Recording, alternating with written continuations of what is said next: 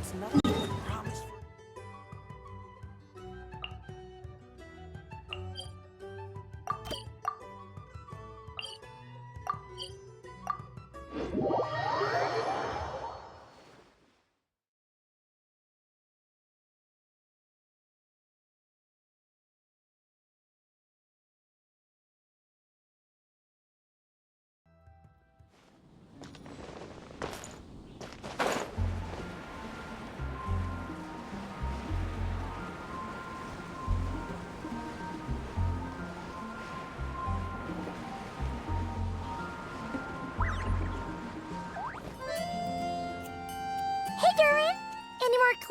Yeah, I was just about to come find you. Now sprout to life the story's seeds, stirred by wind-born melody. Then on that breeze the music leaves, fade.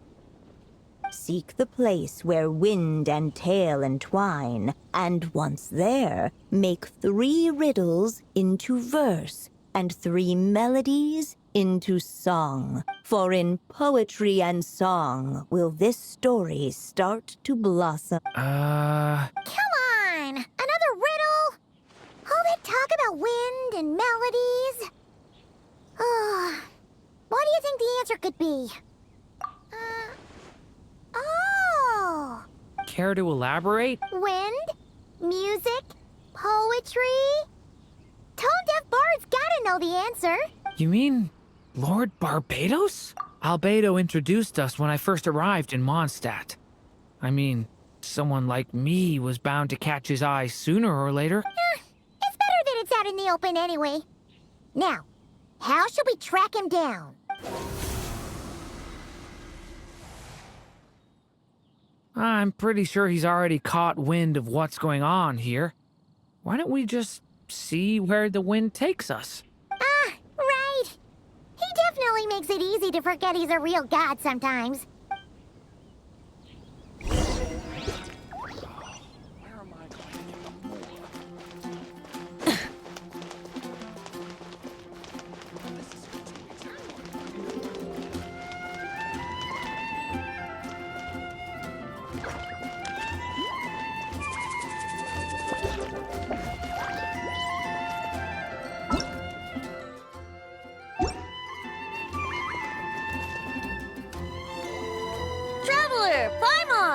What a sight for sore eyes!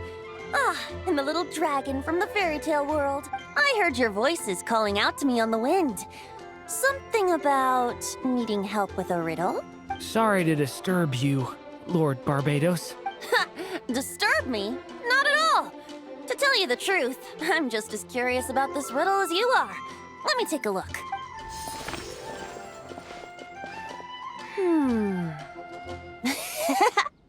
What is it? Did you figure out the answer? 3 riddles and 3 melodies.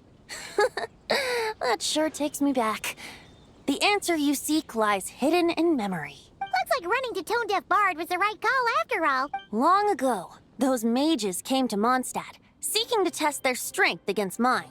But I replied, let us make music, not war, and resolve our conflicts through song. So I strummed my lyre and sang them this verse.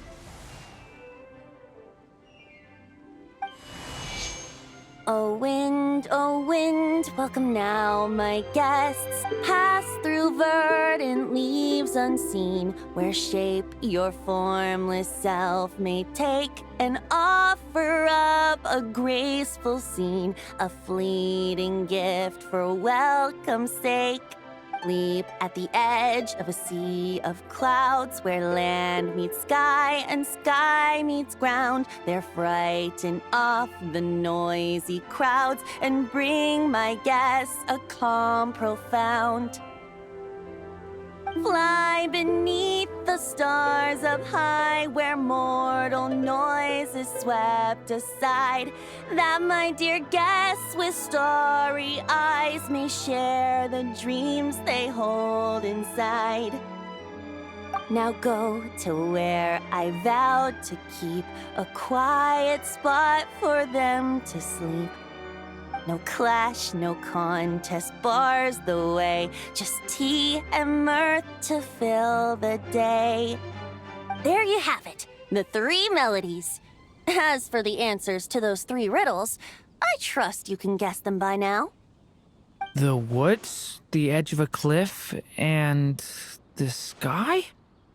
Correct! Funnily enough, your mother was also the first to solve it, all that time ago. There must be some kind of special rapport between those who write stories and those who sing them. The woods, a cliff, and the sky.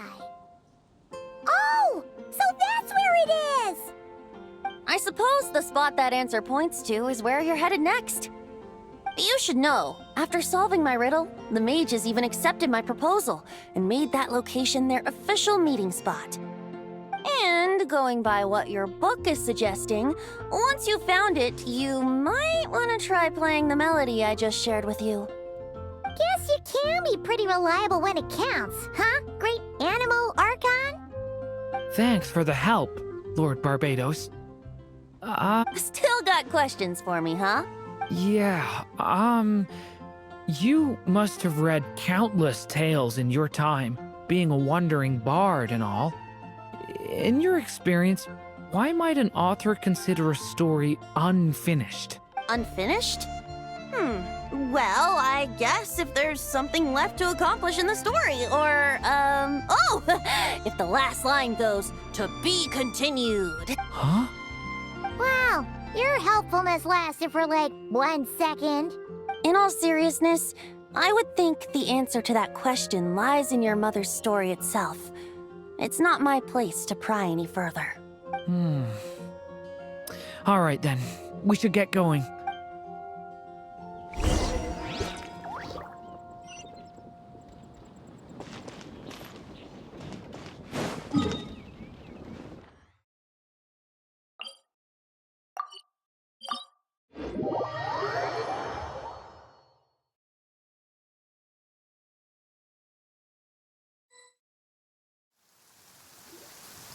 Okay, we're here!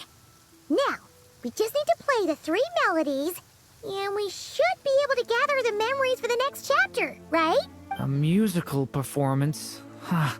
Out of all the things Miss Lisa has taught me, that's the one I'm worst at.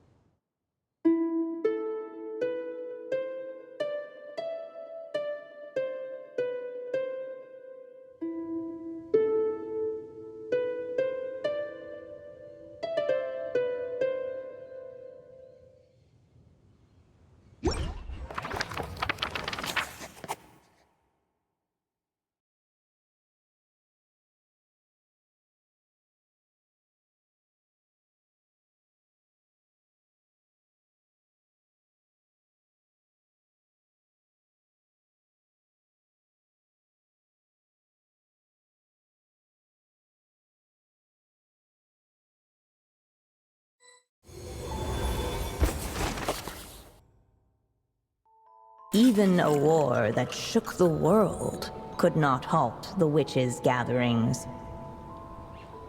Yet even so, with the passing of time, 3 of their teacups no longer came to be set. The witches did not linger long in sorrow, for the Story Witch had brought glad tidings of her own. Born was her dragon child, safe and sound. Her fellow witches offered up their blessings, eagerly debating how to celebrate the child's birth.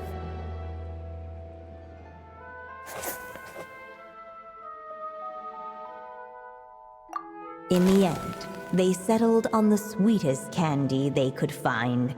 After all, what could be sweeter than the arrival of new life? And so, the witches' gathering turned into a birthday celebration.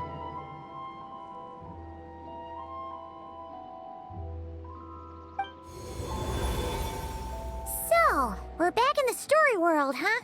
As if from nowhere, new guests appeared at the witches' table.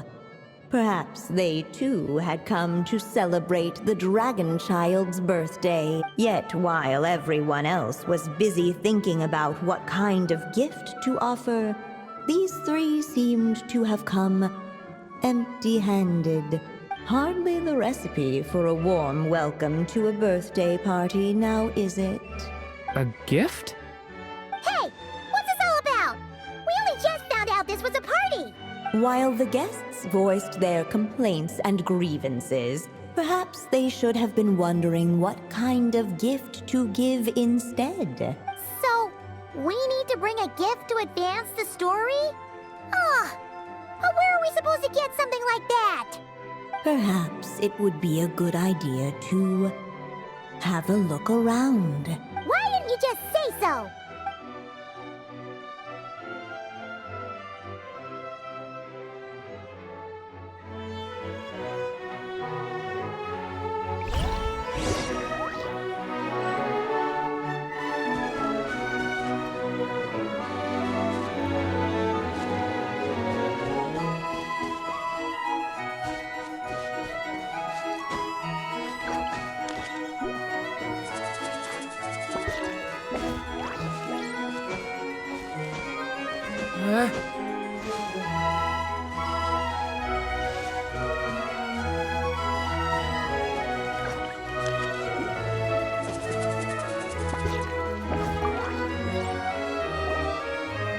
Hey, is that the other Durin? Hey, Mini Durin! Nope, no reaction. Seriously, did he doze off at his own birthday party?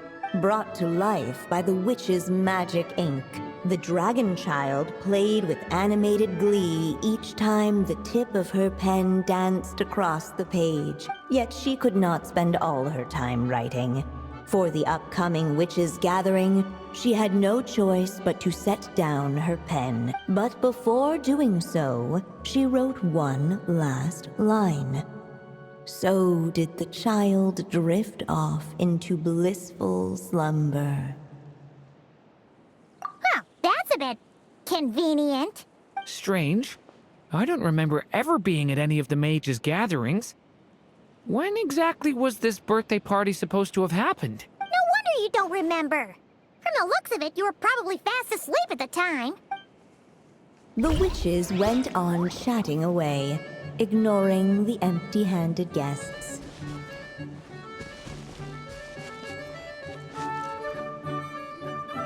Hey, could we use these as gifts, maybe? At last, the guests found something to give the dragon child. Guess that's a yes then. Which one should we go for? Still, the guests wondered, what kind of gift might the little dragon really want? Should they put a warrior's sword in his hand and send him out on an unstoppable quest to save the world? Or perhaps a wandering hero's slingshot and the promise of a life of endless, uncharted adventure? Or maybe even a scholar's tome and the chance to take on all the world's unsolved mysteries. Okay. Wow. That's a lot of pressure all of a sudden. Oh yeah! Technically, we're actually picking a gift for you. So, which one would you prefer? You want me to choose? Wow, this feels kinda special. How come? For as long as I can remember, I've spent most of my time living in the stories my mother created. I always thought my mother had everything written out for me already, just like the toy figures in Constellation Metropole. What I wanted to do with my own future. Huh. That's something I've never really thought about. What did I want back then? Ah. This is the first time I've ever asked myself that question. Sounds like this is the perfect opportunity to answer it then. It's been a while since you left Simulanka, and after everything that's happened, It might be about time to start thinking about your future. Then let me give it some thought.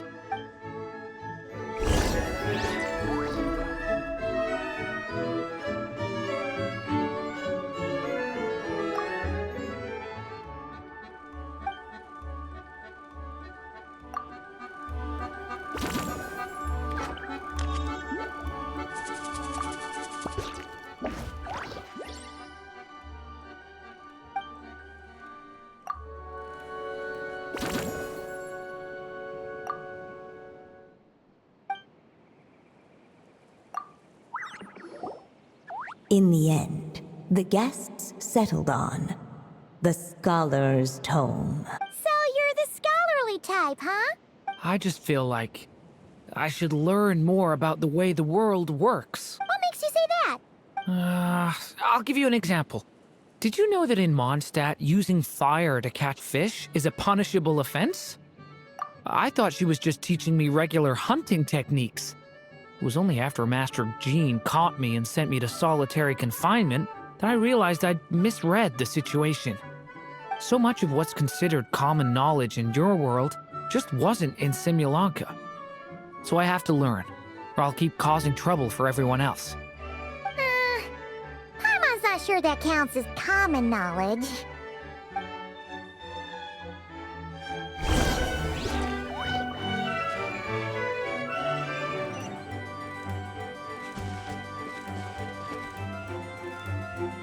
Alright, they should let us in now that we've got a gift, right? Hello there. Brought a gift this time? The newly arrived guest presented his gift, wishing the little dragon a future as a wise and accomplished scholar. Accepting the guest's blessing, the Story Witch invited him and his friends to take their place around the table. Finally, she could introduce them all to her dragon child, telling all in attendance about the moment of his hatching, and of course, the name he'd been given. It was then that the Seer Witch, diviner of the stars, withdrew her gaze from the heavens and turned a sorrowful glance upon the little dragon.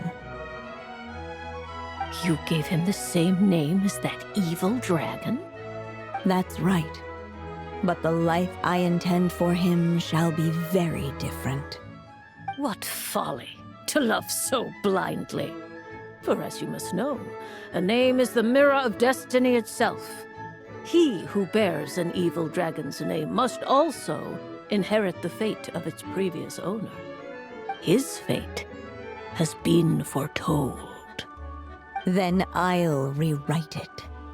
The witches at the table fell silent, for they knew the Seer Witch's words had never once proven wrong. Yet, just as clearly, they recognized the Story Witch's resolve, for there is scarce a force in this world more fearsome than a mother's love. At last, the Merry Witch stepped forward, dispelling the uneasy silence. So be it. Then we'll all lend a hand. Together, we shall rewrite this child's fate. You mean to defy one of the fundamental rules of this world? I refuse to be shackled by such rules. Besides, this is a witches' gathering, is it not? What could be more fitting a subject for this occasion than to defy them? Oh? Sounds like an interesting experiment. I suppose, were we to succeed in this endeavor, we might bring a touch of wonder to this otherwise dreary sky of stars. The Merry Witch finally talked them all round, just like she had done many times before. Warm and strong as the sun she was, so much so, in fact, that those who her light shined down upon had no choice but to bask in it. And so the witches readied their gifts, 3 marvels of the cosmos. For this child, I shall decipher the ravings of the heavens and lay bare before him the trickery of fate. For this child, I shall leave a formula powerful enough to unravel the very origins of this world, that he may seek another solution for the conundrum of his life. For this child, I shall call upon wondrous magic to make possible his impossible wish. All the Story Witch had was the pen in her hand, yet with the love that flowed from it, she resolved to bring forth a marvel of her own. For this child, I shall leave behind the last story I will ever write, and with it, a path to an ending yet untold. With the witch's blessings given and received, the little dragon's fate at last began to turn. In the midst of the dragon child's birthday celebration, the seer witch proclaimed her prophecy. The child had been given the evil dragon's name, and with it, the burden of its fate. But hearing this, the Story Witch vowed to rewrite it all, for such was her love and resolve. And so the other witches offered their gifts in turn, marvels as rare as any in the cosmos. Together, they sought to test one of the fundamental laws of this world, in part to support a mother's love, and in part to sate their own curiosity. Oh, and I almost forgot. Our new guests came bearing blessings of their own. Who knows? Perhaps this extra dash of wisdom might be all the little dragon needs to change his fate.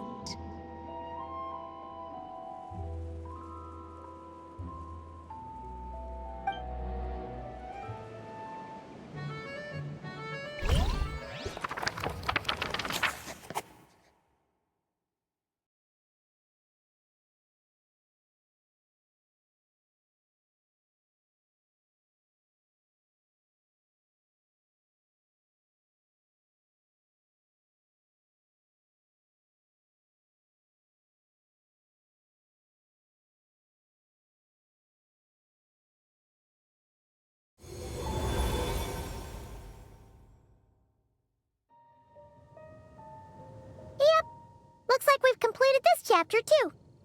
Those witches in the story were the mages at the Hexen Circle, right? They sure seem to care a lot about you, Durin. But, Paimon kinda had trouble following their conversation. Just a bunch of mystery, as usual. The evil dragon's fate. Oh, is that what you're worried about? But didn't we already take care of that? Ah, the mages must have had a hand in that, too. Also, I was just thinking, which part of the story are we even meant to be completing? Oh, it feels less like we're filling in the gaps and more like we're adding something new altogether. But we use the ink, right? And the book hasn't given us any more clues, so that must mean our task is complete. At least for now. Yeah, I guess we're doing something right. Maybe I'm overthinking things. It's just, this is my mother's final wish, so I don't want to mess it up. Anyway, thanks for all your help. I'll let you know as soon as the book reveals a hint about the next chapter. Okay then. See you in the next chapter.